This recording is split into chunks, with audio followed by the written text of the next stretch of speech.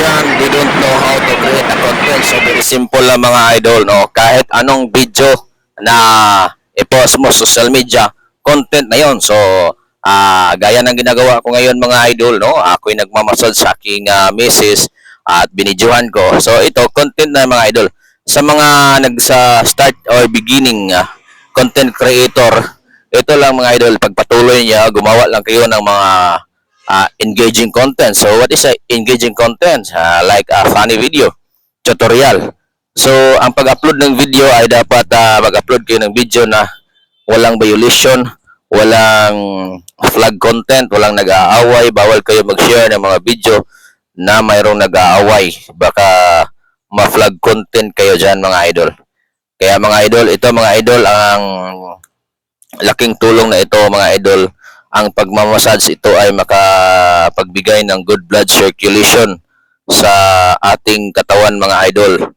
So, sa lahat ng mga nagbablog dyan, so patuloy lang kayo, mag-engage lang kayo ng tama sa tamang engagement mga idol. Ang tamang engagement, so ikaw ay manood sa ibang reels ng content creator. Pagkatapos mo na panood, doon ka na mag-react related sa video na nakita mo at pwede kayo mag-follow at mag-share.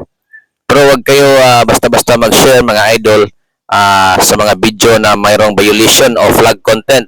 At kung ikaw ay isang content creator, beginner pa lang, ito ay para sa mga beginner lang na mga content creator. So, upload lang more videos and reels para kapag mag-viral ang video na yan, maraming mag-follow sa inyo. So, wag kayong mainggit sa ibang mga content creator kung marami silang mga followers. Kasi ang importante dito, views ang hinahabol natin dito. Views ang binabayaran ni Facebook. Kung ikaw mayroon ng in-stream ads, so yun, mag-upload kayo ng video sa long form video. Paano ba mag-upload sa long form video? Yung pag-open mo sa Facebook, mayroong nakalagay what's on your mind. So, i-click mo yan at papunta yan sa long video nyo.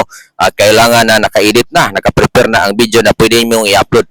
Kung ikaw ay na-monetize na sa Reels, doon kayo mag-upload sa Reels kasi doon kayo babayaran ng Facebook or Facebook Reels. So, i-click mo ang iyong account tapos mapunta kayo sa Reels at pag-click mo sa Reels, punta na yan sa inyong video na record na, no? Ready to upload na. So, yun ang pinaka-importante kung ikaw ay na-monetize na sa content monetization. So, ibig sabihin, meron na kayong Reels doon, meron na kayong in-stream ads, meron na kayong bonuses.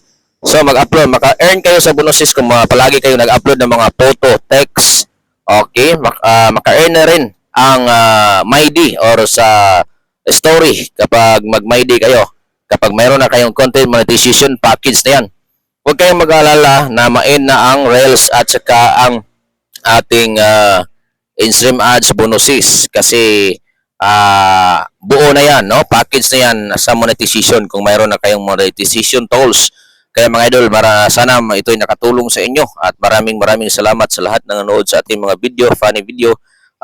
Pagpatuloy nyo lang mga idol ang paggawa ng mga engaging video mga idol. So ako'y nagpasalamat sa lahat ng mga supporter natin na palaging nagsuporta. So isa ka sa pasalamatan ko kung ikaw ay napanood mo itong video na ito at maraming salamat. So itong pagmamassage ay makatulong sa ating katawan para sa good blood circulation. So thank you so much mga idol sa pag-watching sa ating mga video. God bless you everyone. So hanggang dito na lang ang ating video voice over mga idol. Thank you. God bless you sa inyo. At sana mayroon kayong natutunan kahit konti.